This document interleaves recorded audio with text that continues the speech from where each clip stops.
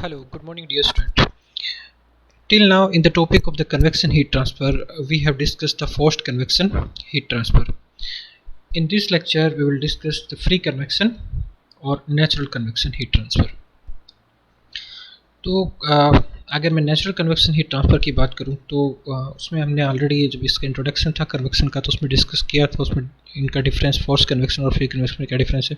तो free convection में basically जो है वेलोसिटी का कोई एविडेंट नहीं होता, आपको वेलोसिटी वो जो है वो आपका यहाँ पे नहीं रहता, एक्सटर्नल एजेंसी से कोई भी वेलोसिटी आप जो है फ्लूइड में वो प्रोवाइड नहीं करते हैं। तो फ्लूइड का फ्लो होता है बट वो due to the buoyancy force होता है, आपका डेंसिटी में चेंज होगा तो उसकी वजह से आपका बायोन्सी फोर्स वहाँ पे एक्ट करेगा और उसकी वजह से आपका जो फ्लूइड है उसमें माइक्रोस्कोपिक लेवल पे मोशन होगा, क्योंकि मोशन जो है वो कंपलसरी है इन केस ऑफ द कन्वेक्शन। तो कन्वेक्शन में फ्लूइड का जो है वो मोशन होना ज़रूरी है, लेकिन मोशन किस तरीके से हो रहा है उसके अकॉर्डिंगली हमने कैटेगराइज किया था कन्वेक्शन हीट ट्रांसफ़र को। उसमें आपका फोर्स्ड कन्वेक्शन था जिसमें किसी एक्सटर्नल एजेंसी के थ्रू हम फ्लो करा रहे थे, लेकिन फ्री कन्वेक्शन में आपका जो फ्लो होगा वो due to the buoyancy force होगा, और बायोन्सी फोर्स जो आएगा वो due to the density change, density gradient की वजह से बेसिकली इसमें आएगा। तो यहाँ पे एक एग्जाम्पल लिया हुआ, जैसे कोई हॉट प्लेट है, ठीक है, तो इस हॉट प्लेट के कॉन्टेक्ट में जो भी आपका एयर आ रहा है तो जब वो एयर हीटअप होगा तो उसमें आपका फ्री कन्वेक्शन करंट डेवलप होगा और ये इसकी एक बाउंड्री लेयर बन जाता है इस तरीके से। जैसे आपका फोर्स कन्वेक्शन में बाउंड्री लेयर डेवलप हो रहा था, तो यहाँ पे भी इसका एक बाउंड्री लेयर डेवलप हो जाता है। तो ये इसका आपका एक बाउंड्री लेयर है जिसमें आपका फ्री कन्वेक्शन करंट जो है वो आपको शो कर रखा है इन्होंने। ये जो एयर है वो आपका स्टेशनरी स्टिल एयर आपको दिख रहा है यहाँ पे, है ना। तो यहाँ पे बेसिकली टेम्परेचर इंक्रीज हो रहा है एयर का, तो उसकी वजह से उसकी डेंसिटी डिक्रीज हो रही है और ऊपर की तरफ जो है वो लिफ्ट कर रहा है, ठीक है। तो ये जो फर्दर अवे जाएगा तो ये वापस इसका टेम्परेचर जो है सराउंडिंग फ्लूइड के कांटेक्ट में आएगा तो डिक्रीज हो जाएगा, तो ड्यू टू द फिर अगेन डेंसिटी डिफरेंस की वजह से ग्रेविटेशनल फोर्स लगेगा, तो वापस इस तरीके से इसका सर्कुलेशन जो है वो मेनटेन रहता है। तो इसकी वजह से यहाँ पे बेसिकली फ्लो आपका फ्लूइड का रहेगा, बट वो माइक्रोस्कोपिक लेवल पर रहेगा, आपको विजिबल नहीं होगा। तो ये कुछ एग्जांपल्स दे रखे हैं यहाँ पे कन्वेक्शन हीट ट्रांसफर का। फिर इसमें बता रखा है कि कन्वेक्शन हीट ट्रांसफर जो नेचुरल कन्वेक्शन की वजह से हो रहा है वो कहाँ पे ज़्यादा डोमिनेट करेगा। सपोज जैसे ये प्लेट है, ये हॉट प्लेट है, इसका नीचे वाला जो पोर्शन है उसको मैंने सपोज इंसुलेट कर रखा है, तो अगर इसका टेम्परेचर ज़्यादा है तो अब यहाँ से जो है जो हीट ट्रांसफ़र होगा वो ज़्यादा होगा as compare to this situation. इस सिचुएशन में क्या है कि आपने इसका जो टॉप पोर्शन है उसको इंसुलेट कर रखा है, बॉटम पोर्शन जो है वो एनवायरनमेंट में एक्सपोज कर रखा है, तो उसका टेम्परेचर ज़्यादा है। तो अब क्या होगा, क्योंकि जो एयर इसके कॉन्टैक्ट में आएगी वो ऊपर की तरफ लिफ्ट करने की कोशिश करेगा, तो इसमें यहाँ पे कोई रिस्ट्रिक्शन नहीं है ऊपर की तरफ लिफ्ट होने में, तो इसलिए यहाँ पे हीट का ट्रांसफर ज़्यादा हो रहा है। अब यहाँ पे क्या हो रहा है कि एयर को रिस्ट्रिक्शन है ऊपर की तरफ लिफ्ट होने में, तो प्लेट खुद ही इसके लिए एज ए रिस्ट्रिक्शन का काम कर रहा है, तो इसलिए जो हीट ट्रांसफ़र होगा वो कंपैरेटिवली लेस होगा। सिमिलरली यहाँ पे अगर आप किसी को कोल्ड कर रहे हो, सपोज आपका जो सराउंडिंग फ्लूइड है उसका टेम्परेचर ज़्यादा है और ये जो प्लेट है उसका टेम्परेचर कम है, तो अब आपका फ्लूइड जो है वो क्या हो रहा है, कूल हो रहा है। तो अब क्या हो रहा है कि आपका फ्लूइड जो है वो डाउनवर्ड डायरेक्शन में आपका मूव करेगा, तो अब जो डाउनवर्ड डायरेक्शन में मूव कर रहा है तो ये प्लेट इसके लिए एज ए रिस्ट्रिक्शन पैदा कर रही है यहाँ पे। लेकिन इस केस में क्या हो रहा है कि आपका अगर इसका टॉप पोर्शन को मैं इंसुलेट कर रहा हूँ तो अगर इसका बॉटम पोर्शन एनवायरनमेंट में एक्सपोज है तो आप ये जो आपका एयर है सराउंडिंग फ्लूइड है वो इससे आपका कूल होके और नीचे की तरफ जाएगा, तो यहाँ पे ज़्यादा हीट का जो ट्रांसफ़र होगा। सिमिलरली यहाँ पे एक सिचुएशन दे रखी है कि अगर आपका प्लेट का दोनों साइड जो है वो एक्सपोज्ड है लेकिन दोनों साइड का टेम्परेचर डिफरेंट है, बोथ जो फेसेस हैं वो डिफरेंट टेम्परेचर मेंटेन किए हुए, तो अगर आपका हायर टेम्परेचर जो है वो अपर साइड है और लोअर टेम्परेचर का लोअर साइड है, तो इसमें आपका हीट ट्रांसफ़र ज़्यादा होगा, क्योंकि जो ज़्यादा टेम्परेचर है वहाँ से आपका स्ट्रॉन्ग करंट जो है वो आपका रिलीज होगा और वो फ्रीली ऊपर की तरफ मूव कर लेगा। लेकिन यहाँ पे क्या है कि आपका जो हायर टेम्परेचर है वो बॉटम साइड है, तो इसलिए यहाँ से स्ट्रॉन्ग करंट जनरेट तो होगा लेकिन उसमें आपका रिस्ट्रिक्शन आ जाएगा, तो इसलिए यहाँ पे लेस हीट का जो है वो जनरेट होगा।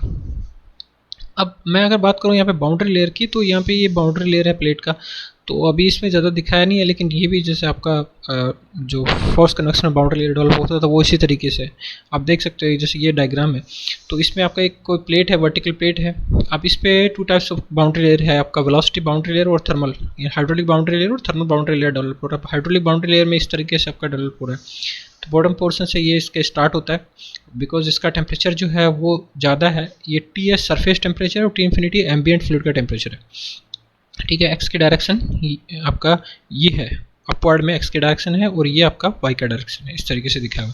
तो यहाँ से अब जैसे जैसे अवे होते जाओगे आपका जो बाउंड्री लेयर का थिकनेस है वो कंटिन्यूसली इंक्रीज होता चला जाएगा, ठीक है।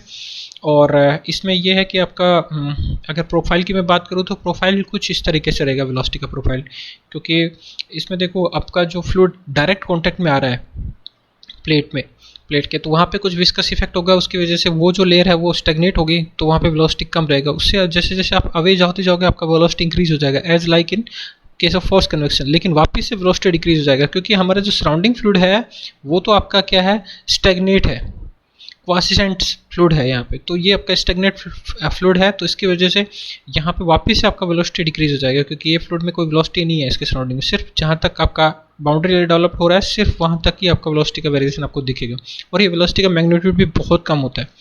तो ये आपका वेलोसिटी प्रोफाइल रहेगा इस तरीके से। सिमिलरली आपका टेम्परेचर प्रोफाइल भी रहेगा ऐसे कि आपने अगर सरफेस टेम्परेचर है यहाँ पे, तो जो फ्लूइड इसके कॉन्टैक्ट में है उसका टेम्परेचर ज़्यादा रहेगा, और जैसे जैसे आप अवे होते चले जाओगे इस सरफेस से आपका टेम्परेचर कंटिन्यूसली जो है वो डिक्रीज होता चला जाएगा। तो ये इसकी जो है हाइड्रोलिक बाउंड्री लेयर के प्रोफाइल और थर्मल बाउंड्री लेयर का प्रोफाइल इस तरीके से रहेगा इसका।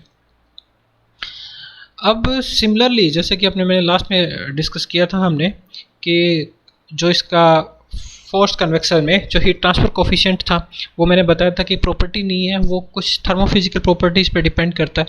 तो यहाँ पे सिमिलरली फ्री कन्वेक्शन में भी जो आपका कन्वेक्शन हीट ट्रांसफर कोफिशिएंट है वो एक जो फ्लूइड का प्रॉपर्टी नहीं है, वो भी कुछ बहुत सारी थर्मोफिजिकल प्रॉपर्टीज़ पे डिपेंड करता है। तो ये इन सब थर्मोफिजिकल प्रॉपर्टीज़ पे डिपेंड करता है, लेकिन ये कुछ एक प्रॉपर्टी जो है वो कॉमन है और कुछ प्रॉपर्टी यहाँ पे चेंज हो चुका है। तो म्यू सी पी रो के ये आपका जो ये जो थर्मोफिजिकल प्रॉपर्टीज़ है ये आपकी क्या है, सेम है दोनों ही केस में, लेकिन आपका ये कुछ प्रॉपर्टी जो है वो नई आपका इंट्रोड्यूस हो चुका है। तो अगर मैं प्रीवियस उसकी बात करूँ जो हमने फोर्स कन्वेक्शन में देखा, तो फोर्स कन्वेक्शन में कुछ इस तरीके से था, जो एच है वो रो म्यू सी पी के ये इनका तो फंक्शन था, लेकिन इसके अलावा वी और डी वेलोसिटी और करैक्टरिस्टिक डायमेंशंस इनका भी फंक्शन था। लेकिन सिंस आपका नेचुरल कन्वेक्शन में वेलोसिटी कुछ रहेगा नहीं, क्योंकि आपका वेलोसिटी इस केस में आपका जो है कोई वेलोसिटी का एविडेंस रहता ही नहीं है, तो वेलोसिटी इस केस में आएगा भी नहीं।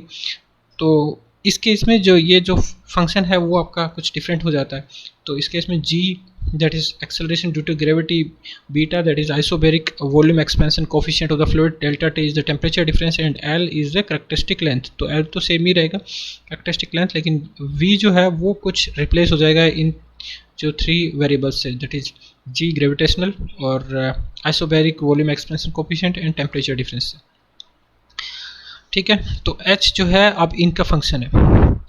तो अब इन फंक्शन की हेल्प से ही हम अगर चाहें तो जो हमने डायमेंशनल लेस एनालिसिस किया था फोर्स कन्वेक्शन के लिए, तो वो सेम फ्री कन्वेक्शन के लिए भी कर सकते हैं और आगे उसमें रिलेशन जो है वो इस्टेब्लिश कर सकते हैं।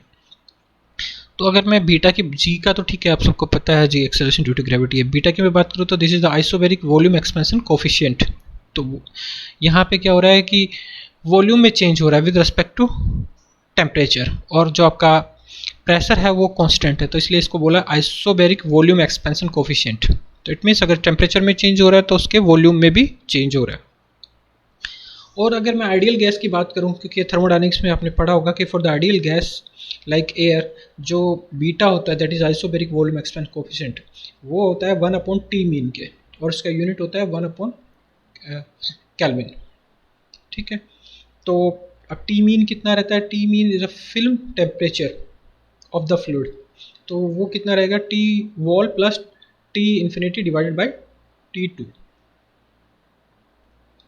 ठीक है। तो ये आपका रह जाएगा कि आपका वॉल का कितना टेम्परेचर है, चाहे वो आपका वर्टिकल या हॉरिजॉन्टल है, प्लस इन्फिनिटी जो आपका सराउंडिंग फ्लूइड है डिवाइड बाई 2, तो उससे आपका टी फिल्म टेम्परेचर आ जाएगा, और उसको 1/T फिल्म करेंगे तो आपका बीटा की वैल्यू कैलकुलेट हो जाएगी डायरेक्टली, ठीक है ना। तो आइसोबेरिक वॉल्यूम एक्सपेंशन कोफिशिएंट आप डायरेक्टली गैसेस के लिए आप बेसिकली आइडियल गैस जैसे एयर के लिए यहाँ से कैलकुलेट कर सकते हो इस तरीके से। बट इसका मीनिंग कितना होता है कि change in volume with respect to change in temperature at the constant pressure.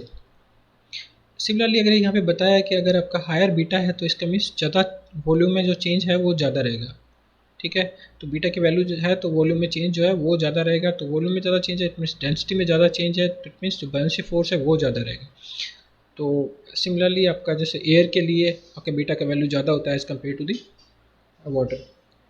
और डेल्टा टी है, यहाँ पे डेल्टा टी जो रहता है वो वॉल टेम्परेचर और जो फ्लूइड टेम्परेचर है, ये बॉडी टेम्परेचर और फ्लूइड टेम्परेचर का बेसिकली डिफरेंस है, जो इस टेम्परेचर की बात करूँ डेल्टा टी की। फिर इसके बाद आपका आता है एल, और तो एल अगेन वही characteristic dimension of the body, ठीक है। एंड ये किस तरीके से कैलकुलेट करोगे इसको, तो अगर कोई भी वर्टिकल प्लेट है, वर्टिकल सिलेंडर है, तो जो उसकी वर्टिकल प्लेट की जो लेंथ है वो आपका करेक्टरिस्टिक डायमेंशन हो जाएगा, उसकी लेंथ हो जाएगी करेक्टरिस्टिक लेंथ आपका। अगर कोई वर्टिकल प्लेट है तो वो उसकी लेंथ ही करेक्टरिस्टिक लेंथ हो जाएगी। सिमिलरली जैसे कोई सिलेंडर है तो उसकी अगर वो वर्टिकल है तो उसकी जो लेंथ है वही उसका करेक्टरिस्टिक लेंथ हो जाएगा। अगर कोई आपका सिलेंडर है और वो हॉरिजॉन्टल है तो उसमें उसका डायमीटर जो है वो उसका करेक्टरिस्टिक लेंथ बन जाएगा।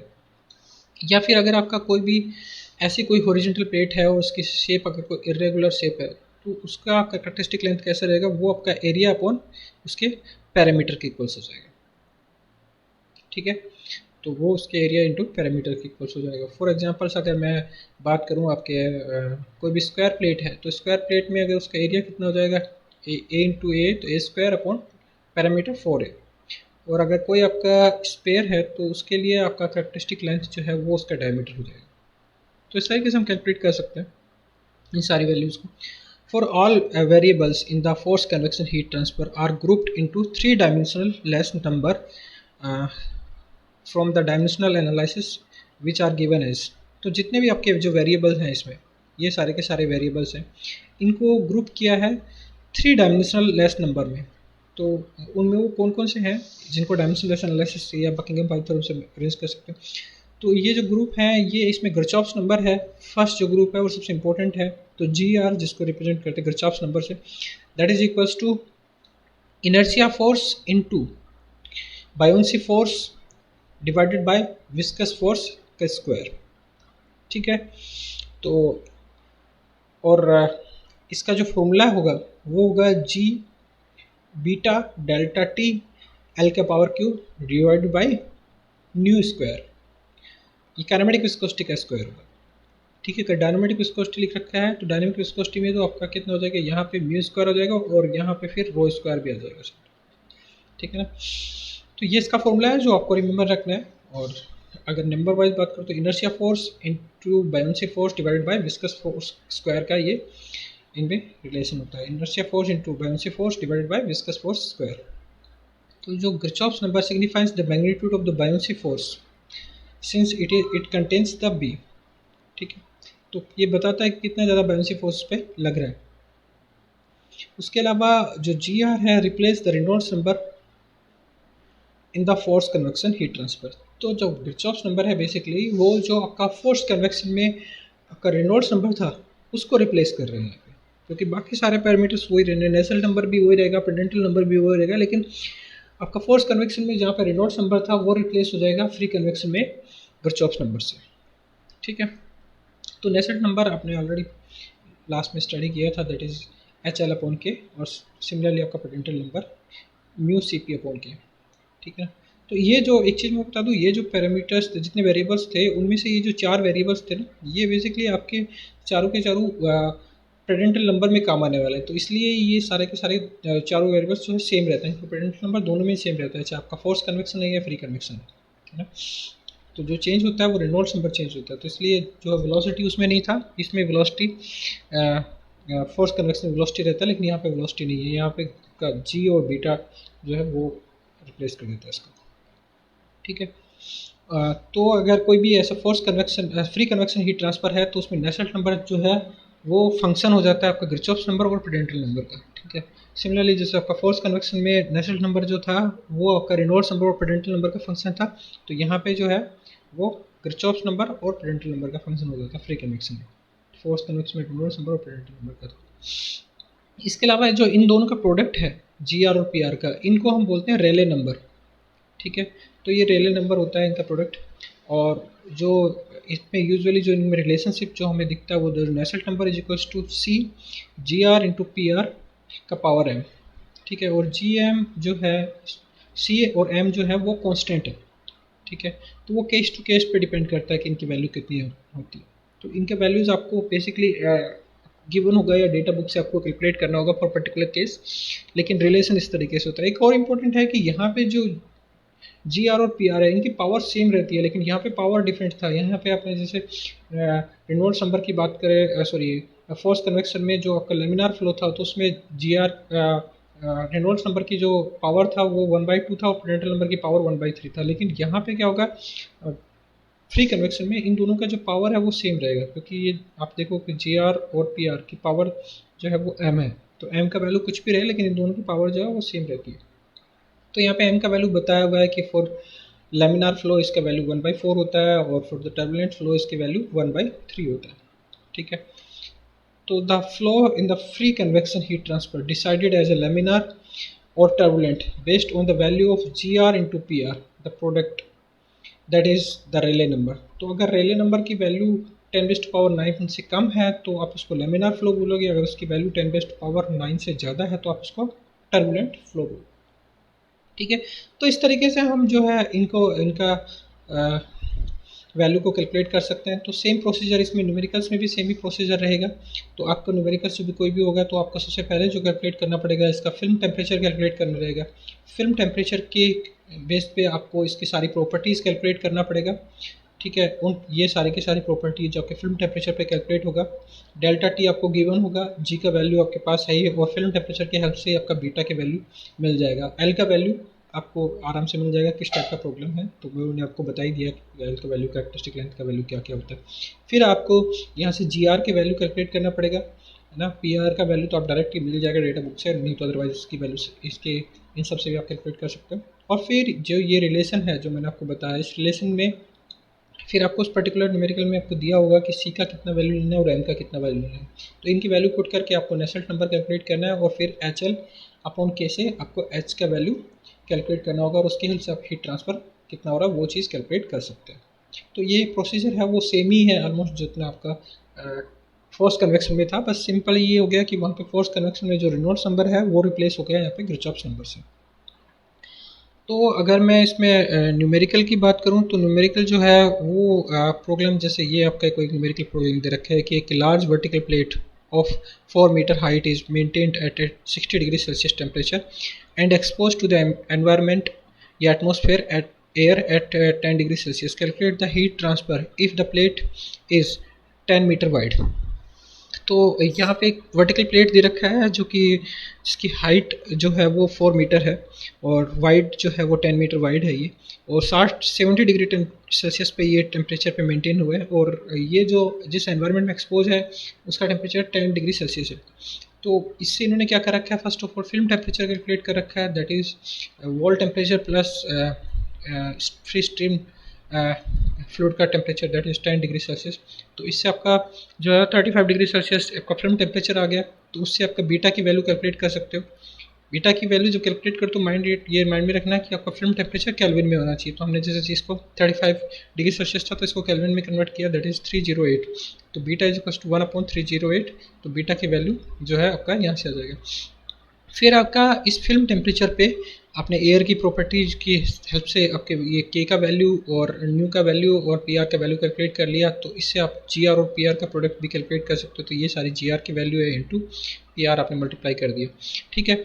और फिर यहाँ पे इन्होंने नेसेल्ट नंबर का कोई फॉर्मूला यूज़ किया है, ठीक है। ये आपका अलग फॉर्मूला है तो वो आप डेटा बुक से आपको मिल जाएगा, अदरवाइज आपको मेंशन रहेगा। और उसकी हेल्प से फिर इन्होंने एच का वैल्यू कैलकुलेट किया है ना। और एच की हेल्प से फिर आपने जो है वो क्यू का वैल्यू कैलकुलेट किया, बिकॉज टेम्परेचर डिफरेंस दे रखा था, एच आपने कैलकुलेट कर लिया था। और एरिया आपका जो है वो हो गया था 4×10, ठीक है। तो 10 जो इसका वाइड था और 4 जो इसकी हाइट थी। तो और इसमें देखो यहाँ पे लिखा भी है कि अल्टरनेटिवली आप इस ये जो फॉर्मूला जो मैंने आपको लास्ट में बताया था उस फॉर्मूले की हेल्प से भी कर सकते हो, है ना। तो इस फॉर्मूले में जैसे सी का वैल्यू इस पर्टिकुलर केस के लिए 0.1 है और एम का वैल्यू मैंने आपको बता दिया था कि अगर आपका फ्लो जो है वो इसमें आपने जी आर पी आर का प्रोडक्ट जो है वो कितना आ रहा है, 10⁻9 से ज़्यादा है तो इट मीन्स ये क्या है, टर्बुलेंट फ्लो। तो टर्बुलेंट फ्लो के लिए मैंने आपको बताया था टर्बुलेंट फ्लो के लिए मैंने बताया था आपको कितना है 1/3 एम का वैल्यू। तो इन्होंने भी 1/3 यूज़ करके, और यहाँ से भी आप नेसेट नंबर कैलकुलेट कर सकते हो, फिर उसकी हेल्प से एच कैलकुलेट कर सकते हो सिमिलरली जैसे यहाँ पे किया, और फिर उसकी हेल्प से आप क्यू का वैल्यू कैलकुलेट कर सकते हो। तो ये एक अल्टरनेटिव ऑप्शन है। तो ये तो वर्टिकल प्लेट के लिए होगा। सिमिलरली अगर आपने हॉरिजॉन्टल प्लेट के लिए कैलकुलेट करना है तो आप हॉरिजॉन्टल प्लेट के लिए कैलकुलेट कर सकते हो। A20 हॉरिजॉन्टल पाइप है कोई, ठीक है, A 2 centimeter, a 2 centimeter diameter horizontal heater is maintained at a surface temperature of 38 degrees Celsius and submerged in the water at 27 degrees Celsius. Calculate the free convection heat loss per unit length of the heater. तो इसमें diameter दे रखा है heater का, तो ये एक तरीके से आपका पाइप भी हो गया। तो जो इसका डायमीटर है वो एक करेक्टरिस्टिक लेंथ हो जाएगा। तो इसमें भी आपको फिल्म टेम्परेचर कैलकुलेट कर दिया, उसके बेसिस पे उसने सारी वैल्यूज़ आपको कैलकुलेट करनी पड़ेगी, और फिर आप उस पर्टिकुलर टेम्परेचर पे आपने सारी वैल्यू कैलकुलेट करके GR और PR का वैल्यू कैलकुलेट कर लिया, और फिर यहाँ पे आपने नेसेट नंबर का फॉर्मूला यूज़ करके, क्योंकि ये आपका 10⁻9 से कम था तो यहाँ पे इसकी वैल्यू जो M की वैल्यू है 1/4 हो जाएगा, और C का वैल्यू आपको गिवन रहेगा, तो उससे फिर आप H की वैल्यू कैलकुलेट कर लोगे, और फिर ये पे पर यूनिट लेंथ कितना हीट ट्रांसफर हो रहा है उसके वैल्यू कैलकुलेट कर सकते हो। सिमिलरली इसी तरह से एक और न्यूमेरिकल यहाँ पे दिया है जिसमें a fine wire having a diameter of 0.02 mm is maintained at a constant temperature of 54 degrees Celsius by electric current, and the wire is exposed to the air at a 1 atmospheric pressure and the 0 degrees Celsius temperature. Calculate the electrical power necessary to maintain the wire temperature if the length is 50 centimetre. तो इसमें again आपके पास wire का surface temperature है that is 54 degree Celsius, और air का temperature है 0। तो यहाँ से फिल्म टेम्परेचर कैलकुलेट कर लिया, उस फिल्म टेम्परेचर पे हमने सारी प्रॉपर्टीज़ कैलकुलेट कर लिया। बीटा की वैल्यू तो आपको पता है 300 केल्विन से है, उसका इन्वर्स हो जाएगा, और ये न्यू के और PR के वैल्यू उस पर्टिकुलर टेम्परेचर पे डेटा बुक से सारी वैल्यूज़ आपको कैलकुलेट करनी रहेगी। ये वैल्यू अगर आपको डेटा बुक नहीं मिलती तो सारी आपको प्रोवाइड कर दी जाएगी एग्जामिनेशन में क्वेश्चन के साथ। फिर आपने GR और PR का प्रोडक्ट देखा, तो ये जो प्रोडक्ट है उसका वैल्यू यहाँ से कुछ इस तरीके से आ रहा है, ठीक है।